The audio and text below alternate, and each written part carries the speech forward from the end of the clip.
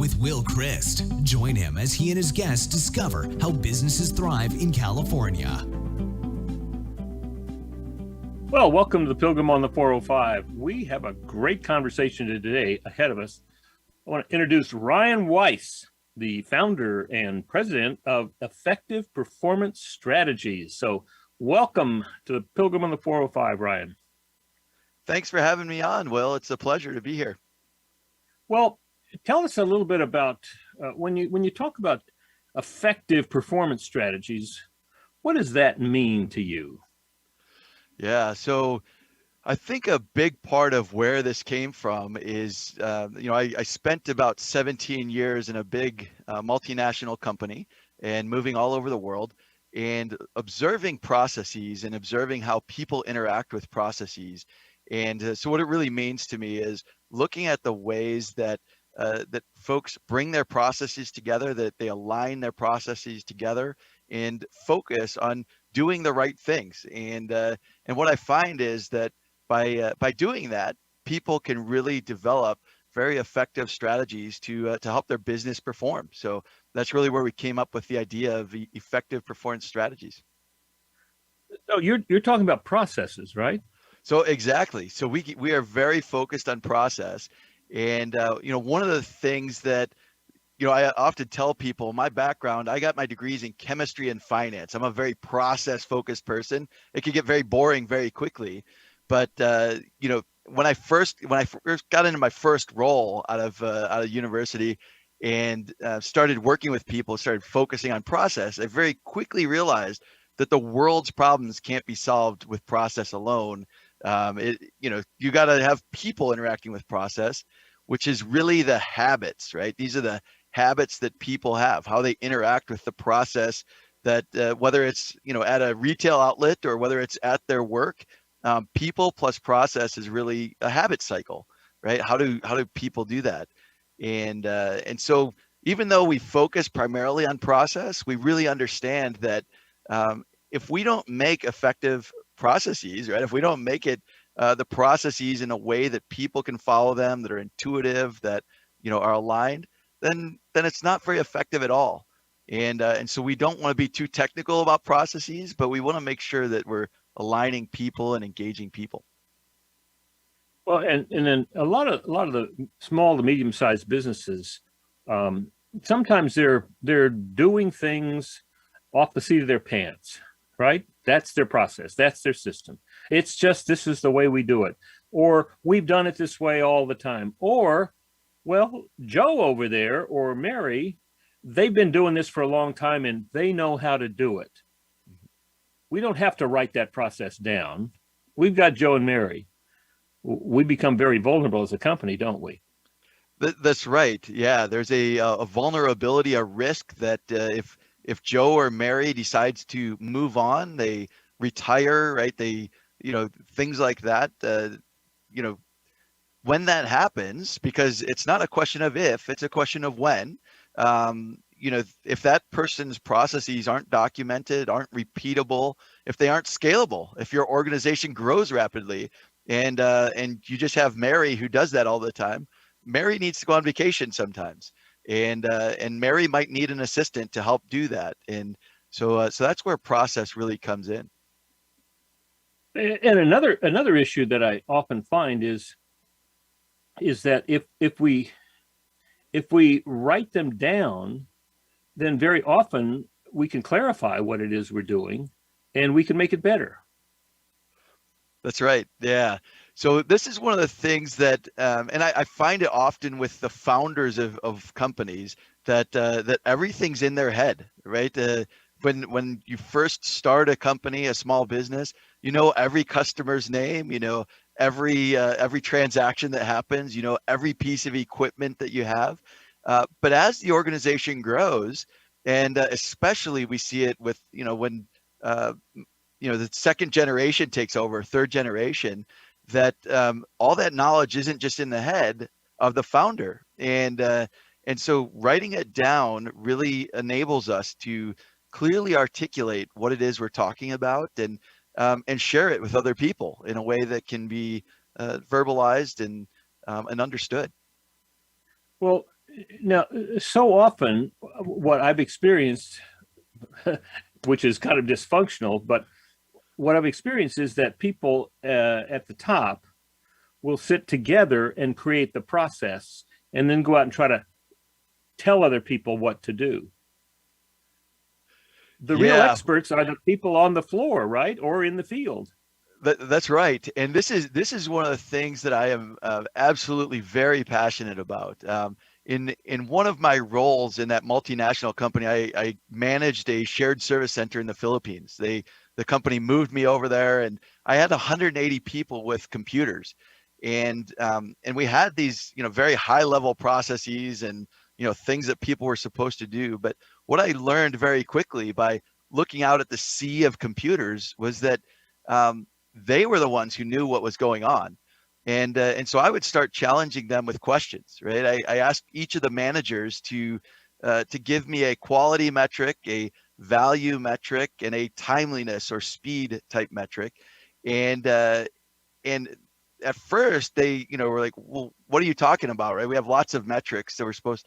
No, I said, no, I want the managers of each of your departments to tell me about it, and then to tell me about the process, because you know, it's the people who are doing the process understand the pain that they have every day.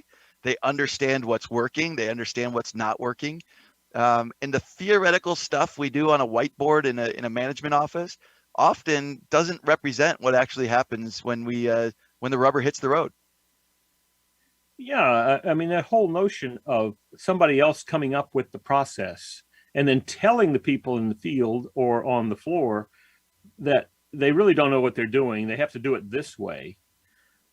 Involving them at the very beginning with the process of designing that process seems to me, do you think that's helpful? Oh, absolutely. I'm a little bit of a history buff, and there was a time back after September 11th when we weren't flying all over anymore. I was driving from Kansas City to Indianapolis, listening to a book on CD at the time. It was about the history of the American Revolutionary War, and the thing that occurred to me as they were talking about taxation without representation is that started a war, right? That started many wars, actually, probably throughout history, but very relevant in America. Um, and if that starts a war, then for sure it's going to stop any project that I ever lead in my career. And I believe that taxation without representation is not just about money, but it's also about you're going to disrupt my process. You're going to tell me what to do. You're going to tell me how to do it. And you haven't even come out here and asked my opinion. That's the core of taxation without representation. And that's not just my opinion. That's ask me what I have learned, that what's successful, what I've learned is not successful, effective, not effective, helping, coming in and asking me, not discounting me, makes a huge difference. Oh, absolutely. And the people who are closest to the process, they know what the pain is. They know what the pain they experience is. They know what the pain the customers experience is. And they're the ones you want to engage in these discussions to really understand it and be able to articulate it and train new people. And right, how do we do these things? Right now, one of the things that I have been toying with in the last 6 months is this whole notion of, once I am really clear about where I want to go, and my leadership team and I, if I'm the owner, when we are really clear, we're 100% in agreement with where we're going and how we're going to get there, then something happens, right? When we just know where we're going, we don't have to know all the hows right now, do we? That's right. The one of the things I learned, I had a client a few years ago ask me to modernize something called training within industry. This was from the 1940s, the Rosie the Riveter stuff, and it was really interesting as I started reading and researching about this, and there was some good stuff that core foundational stuff in terms of process and in terms of how to communicate. that that really built a solid foundation for a lot of what my organization does today. And kind of what I'm getting to there is they actually had the 5 W's and an H, those questions: why, what, where, when, who, and how.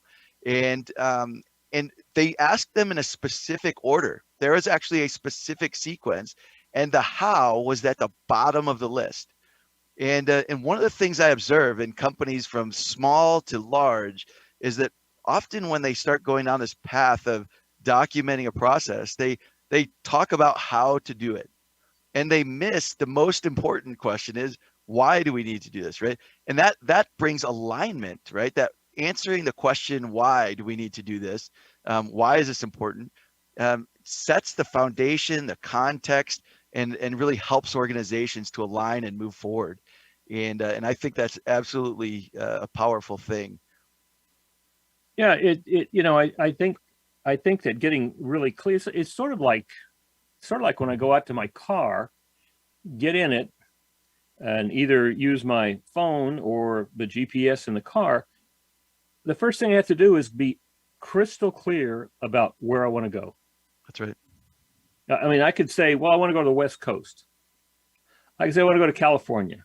I could say I want to go to Greater Los Angeles. I could say I want to go to 280 Cliff Drive, apartment number 3 in Laguna Beach. And that's very clear. Right. Once I get really clear about that and put it into the GPS, I don't have to ask how. That's right. It's already done, right? That's right. But what I do have to do is I have to put it in gear. I have to take the risk and back out of that parking place and go to the right or go to the left. And what's interesting is when I am doing that, if I go to the right, the GPS will either say, yeah, that's good, keep going, or, well, I'm going to recalibrate so that you can get there. And it's going to get me to the place I want to go. So getting really clear about about where we want to go, to me, that's going to generate the how. Oh, absolutely. And I think this is why I'm so passionate about what we do, and I have so much fun with it, is that organizations, and I just had one this past week that just signed up with us, that was already, they were trying to put their processes into a software program, but they hadn't even taken a step back to say, where are we going? And which would enable them to be much more successful in doing this. So they had already started with the how, and the context was just missing. And so that's where I feel that the alignment of leadership teams, the alignment even of the supervisors on a shop floor, if it's in manufacturing, for example, that alignment is so critical of where are we going. And then then we understand the context of what are these standard operating procedures, or what is this process that we're supposed to be following. Without where are we going, none of it makes sense. I just start reading procedures and it just doesn't make sense. Right. Well, that's what. So tell us a little bit about your clients. Who are your typical clients? Who do you work best with? Yeah, so we've found so coming out through the pandemic and coming out of it, we have found a lot of success with small to mid-sized companies that are they've got to have a level of a size that's sort of big enough where they're starting to feel that pain, that the handoffs between departments, they're scaling up, and they're seeing that we're hiring new employees, and Joe just trained Teresa, and but he trained her different than Sam trained Jill, right? And that type of dynamic, as organizations grow, they find that there's more and more sort of diversity of how their processes are working, and that starts to create additional pain for them to prohibit scalability. So I would say organizations, what we found is oftentimes it's second and third generation businesses where they've grown to a certain point and they've realized that to scale further, we need to have clarity of processes. Or it's the other kind of key situation we find is just rapidly growing organizations that don't have standards in place and don't have sort of processes. It's all in somebody's head, but they're hiring all these people and just they don't know, nobody knows what to do or where to go. Uh-huh. Uh-huh. It's sort of like, well, we'll get with that. We'll take care of that later. That's right. That's right. Take care of that later. And then later creates all the fires and the disappointments and the obstacles and the barriers because we're not agreeing on what our processes are. That's right. That's right. Yeah.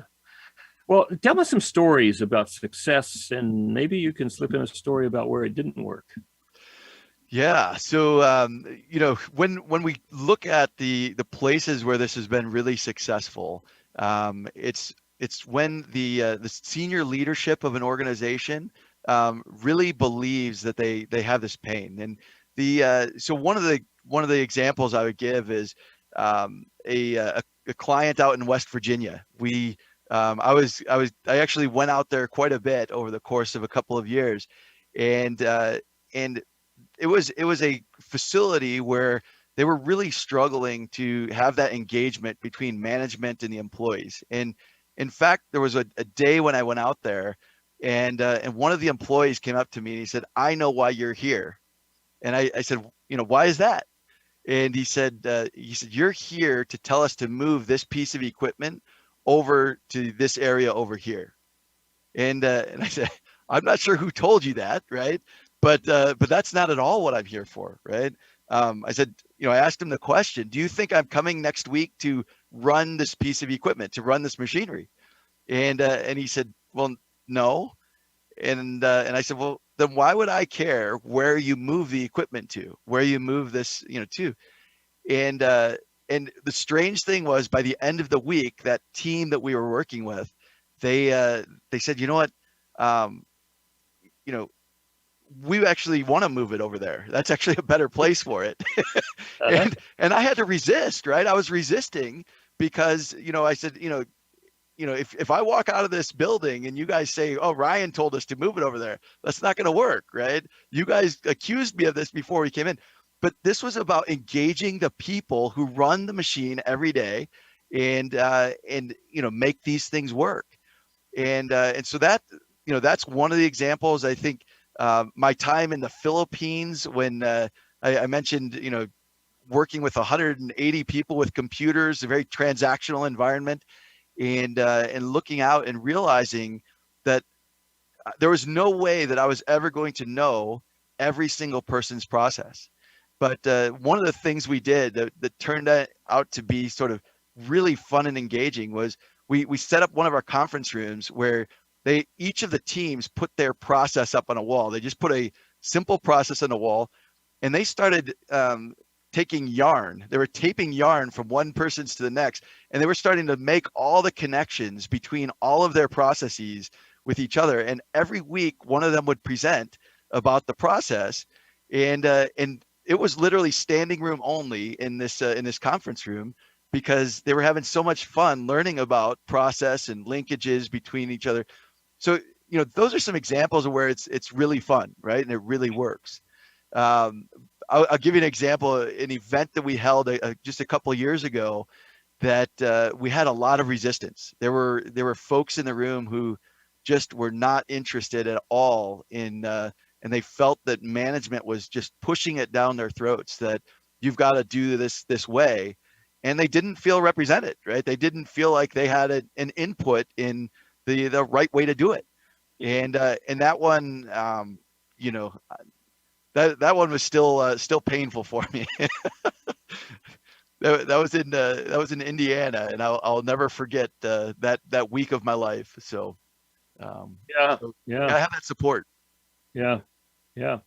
Well, you must have a process for engaging a company.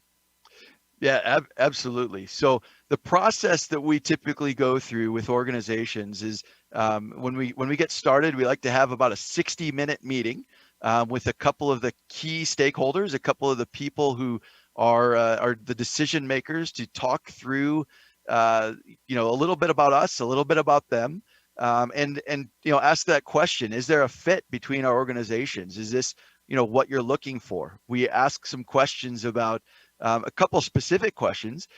What pain do you experience when people don't follow your process? And the second one, what pain does it cause your organization when your process breaks down? And if people are able to sort of answer those questions and start to see the pain that's happening, then it typically turns into a pretty good fit. Then we work into a series of virtual workshops where we start with a very high level process snapshot in the first workshop, and that includes the key metrics, the value, quality, and timeliness, right? A metric around each of those. And we say, here's a one-page snapshot of your core process. So by the time they get done with that first workshop, they've got that. The second workshop, we get into a bit more detail, and by the third workshop, they're well on their way to having a very clearly aligned process. And we like to include the key stakeholders. After that first meeting, we start to identify who are the key stakeholders who need to be on, in that series of workshops, because if it's just 2 or 3 of us on the call, we can get through it very quickly. But that's the taxation without representation thing that we come back to. So you can help somebody learn how to create their own processes in 3 sessions. That's right. So, and and the how to create is very high level, and then a more detailed view underneath that. But we don't just start, step 1, step 2, step 3, because we start to get lost in the weeds and forget the context of what we're talking about. So yeah, in those 3 sessions, we're very passionate about training, not just doing, because as when we leave a session, we're not coming back to do the work next week, right? We're facilitating that alignment, and the people who need to do the process need to be engaged in it if it's successful and sustainable. Well, in EOS, there's two tools that we use in that process component, and one of them is documentation, which is what you're talking about, right? We want to document all our core processes, and then the second is we want them to be followed by all. So that, to me, that means after we have the key stakeholders from each of those processes involved in talking about how to do it, getting it down on paper, documenting it, then we need to go out and train so that we all know exactly what to do, what's the most effective, best way to do it all the time. And then we got to monitor that, right? Yep. And then in monitoring it, inevitably, we're going to find there's some things we maybe overlooked in putting the process together. We might want to change that, or it might be that we need to go back and retrain. And so that happens periodically. Now, do you suggest that companies go back and revisit their processes annually? That's right. Yeah. So typically we like to do a quarterly review and just say, and it doesn't have to be a super deep dive every quarter, but just make sure that we still have some alignment, that plan, do, check, adjust cycle is happening. And then on an annual basis, sort of doing a deeper dive and understanding, is there something that we're missing, right? How are things going? Let's look at those metrics and really make sure the alignment is still there. So absolutely, right? This is not just once and done, but we like to train the people that we're working with so they can do it themselves if they like, right? We're there if they need us, but if they don't need us, if we've trained them well enough, then we consider that a great success as well. Good. Well, so talk about your business, putting your business together. What have been some of the successful things that you've learned, and what are some of the obstacles in starting and continuing and growing your business? Yeah, so that's a great question. So I started my first business when I was 16 years old. I started a lawn care company, right? And it's actually how I paid my way through college. I built it up to a pretty good sized little company, and my youngest brother still runs it today in the Chicagoland area. he's grown it into a pretty sizable organization. He's got a couple of buildings, and so he took it and really ran with it. And it says on his website, I think, that he started it in 1993. And I say, Craig, you were only 6 years old at the time, right? So,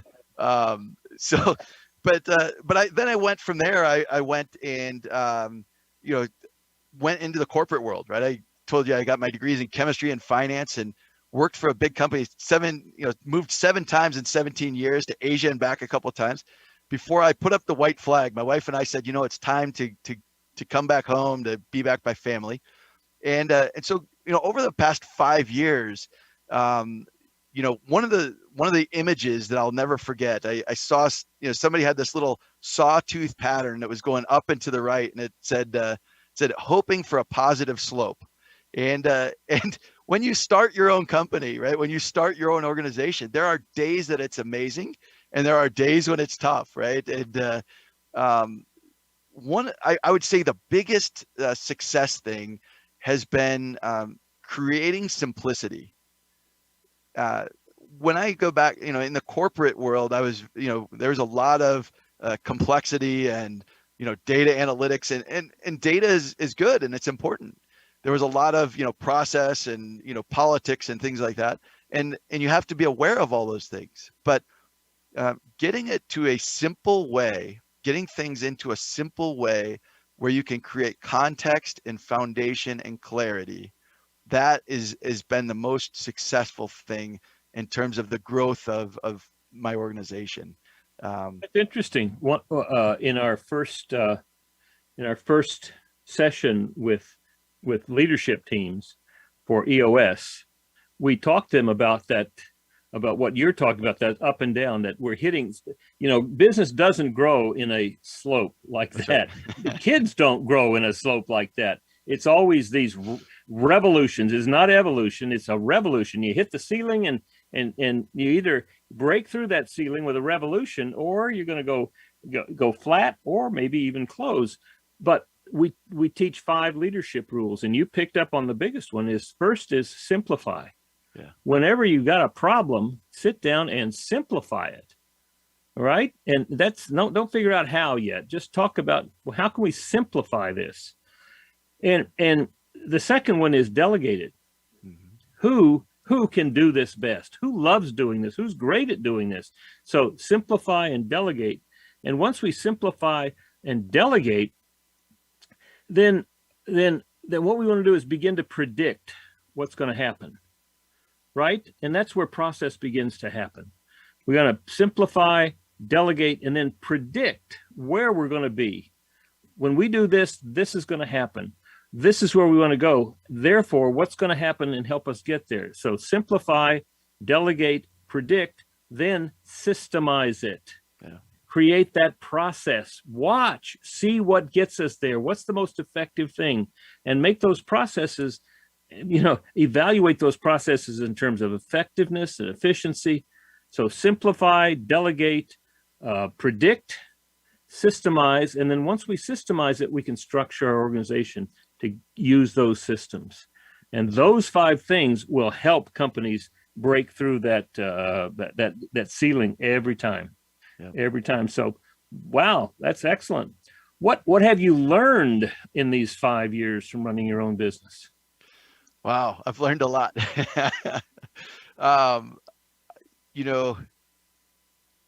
Boy, there's my head's spinning right now, right? I've learned a ton over the last 5 years. I think when I've learned a lot about myself, probably first, and that is when you're in business, you've got to understand, and this isn't always easy for me, but be in touch with your emotions. Is sort of is sort of something you have to be aware of. And as a process technical guy, I don't always do that, but as I've hired employees, as we've, when you've got those things going on, you've got to be aware of your employees, of yourself, of, the impact that you're having on your clients and on all the stakeholders. And I think that's probably the biggest thing is just making sure to have all of that sort of in check and have self-awareness about it. Well, how do you get new clients? What is your marketing plan? Yeah. So when I first started the company, most of my clients were very large multinationals. That's where that was my history, and that's where I started. But what I really found was my passion is helping small to mid-sized companies, because you can see a very quick, immediate impact. And so we've really refocused our marketing strategy, where we've been doing webinars, and even during COVID, we did a series of webinars called Contingency Plan Response, sort of the CPR. And I did that based on my time in the Philippines, where we actually had earthquakes and typhoons and flooding in the streets and poor infrastructure and disease. I got the mumps while we lived there. So it wasn't COVID, right? But we had contingency plans in place, and so we did a series of webinars about that. And now we do webinars about process documentation, and we do a lot of marketing through LinkedIn and things like that, just to reach out to folks who might be interested. And I don't love being a salesperson. That's not my core personality, but I've found I really enjoy just let's put stuff out there and help people and share content and see what comes of it. Well, let me give you permission to not be a salesperson. Right? I was a Sandler trainer for salespeople and sales management folks for 18 years. And what I had to do regularly is tell them they don't have to be salespeople. Yeah. All they really have to do is find somebody who has a need that they want to fix, and then help them fix it. And sometimes that meant sending them someplace else, but nevertheless, you're building that relationship, that context of trust, where they're willing to talk to you about what they're struggling with, where their pain is, where they're feeling uncomfortable, they got a problem, and they want to fix it. That's right. And if you will stick with them and stick with people that you find that way, you'll get plenty of business. Yeah. Oh, that's absolutely what we found is when we find the right people who have a need for what we're selling, we don't have to sell. It sells itself, and we just have fun helping solve problems. And the issue is, a lot of people have this picture of selling means trying to get people to do something that they don't want to do. Mm-hmm. Right? Trying to get them to buy something they don't want to buy. Trying to get them to be something that they don't want to be. And that's hard work. That is very hard work. And I just want to give you the same kind of permission that I gave people for 18 years is you don't have to be a salesperson. That's right. Right? You just have to be somebody who enjoys being with people and can help them trust the context, trust just that small ecosystem that you and they occupy enough so that they can share with you what their issues are. Yeah. And if they want to solve it, and both of you believe that you can help solve it, you're going to get what we call business, yep. But you're also going to be helping people. Yeah. This is one of the things I love about our conversations, Will. I always feel like there's such wisdom that you share, and with regards to these tidbits of information, but also the context of what we're talking about. So I really appreciate every time we talk. I always pull something away from it. So well, I really enjoy being with people, and it's interesting. 3 months ago, I was, I don't know, I wouldn't say I was in the dumps, but I felt the walls pushing in on me. Maybe it was the COVID constraints or something, but I just felt like, gee, I can't go out and stumble over people's feet. I can't meet strangers. I didn't know what to do. And then suddenly it dawned on me that what I wanted was to have conversations with people, right? Well, then the next step, when I asked, well, I want to have conversations with people, how would I do that? And then I realized I have over 11,000 people on my LinkedIn. Wow. Right? And I really hadn't done anything with LinkedIn, but I have 11,000 people on it. And And I realized every one of those people are there because either they said, I want to talk with you, or I said, I want to talk with you. That's right. And sometimes on LinkedIn I get the feeling that they want to talk with me to sell me something, or they want to talk with me and I want to resist it. And then I internalize that, well, they don't want to talk to me because I wouldn't want to talk to them, all that stuff. Right. So I just went back 90 days of all the people who had a message to me, and I wrote to them and said, gee, I put in LinkedIn, I said, I put their name, and then I said, I'm really slow these days at responding to people on LinkedIn. A conversation with you would be awesome. If you'd like to talk, you can get on my calendar at calendly.com/Will Christ. Mm-hmm. Do you know that the week later, after I started that, or the week later, I got my calendar filled up. I had at least five conversations every day. And they've been great conversations.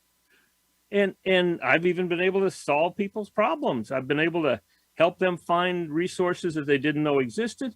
And maybe I'll even get some business out of it. But the point is when I realized what I wanted to do was have conversations with people, the how bubbled up. That's right. That's a great story. Yeah.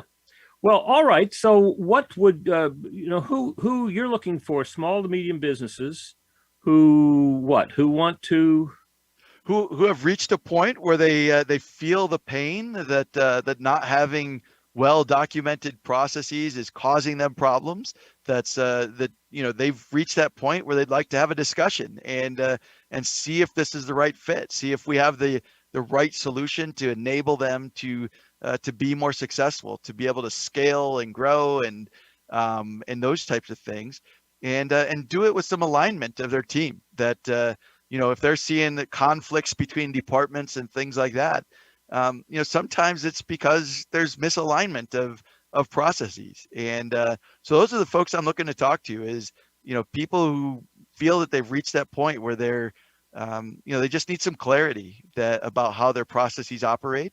And we don't charge for the first call. We're happy to share with you what we've learned and kind of uncover that pain and see if there's a fit to support them.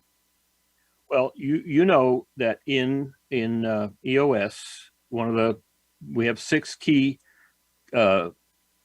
components of business that we think are necessary. We believe that those are strengthened, that lots of problems go away. In fact, every problem has to do with the root issue is a weakness in one of those six key components. And that's vision, people, data, issues, process, and traction.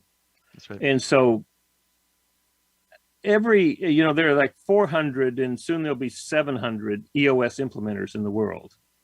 And every one of those, they get to between 15 and 25 clients in any given period of time. And it's about a 2-year journey. So they stick around for a while. And so out of that, there are always companies when we ask them to document their core processes and make sure they're followed by all, there are companies out of that who need help. Yep. And so what I'm going to do is I'm going to help introduce you to my clients and also to introduce you to those other implementers so that they can see how they can help their clients with a simple process. Mm-hmm. And your process is simple, 3 times, and then quarterly light checkups, and then an annual in a deep dive into how your processes are doing. But I'm going to introduce you to them because they need to have that resource, because as implementers, EOS implementers, we're not experts in any of those 6 components. We just know how to make it work. But when somebody wants more help, then we can bring in and introduce you. Yeah, I appreciate that. I think it's interesting. That's actually kind of how I think you and I kind of got connected through so I've got a handful of customers who are currently EOS clients today. And I started learning about EOS from my clients. That what I started learning was that they were going through this EOS process, and that piece, they would get a person would get the rock that says, get your processes, get your HR processes documented and followed by all. And they'd say, all right, I'm looking for some help on that. And so I started getting these phone calls and referrals from folks. And so I appreciate that, because I think people who are doing that EOS process, and you've articulated all those 6 components, the ones who need help with the process piece of it, that's really where we've got experience stepping in and doing it in a simple and clean way. So I appreciate those introductions. That'd be great. Good. So if people want to talk with you, how would they get in touch with you? So if they go to our website, epszone.com, that's epszone.com. Then right at the top of the page, it says book a strategy call, and similar to you, they can click on that link and they can schedule a 30-minute session on my calendar just to have an initial call, and we'd be happy to share with them whatever we can to make sure they're getting on the right path. Excellent. Well, thanks, Ryan. This has been a lot of fun and opened a lot of doors for me and turned a lot of lights on. So that's very helpful. I'm glad to have you on the Pilgrim on the 405. So make it a great day. It's my pleasure. Thank you very much, Will. Appreciate it. Just one more example of how we can help businesses, and especially businesses in California, thrive. You've been listening to The Pilgrim on the 405 with Will Christ. To hear more of the programs in this podcast, go to www.willchrist.com.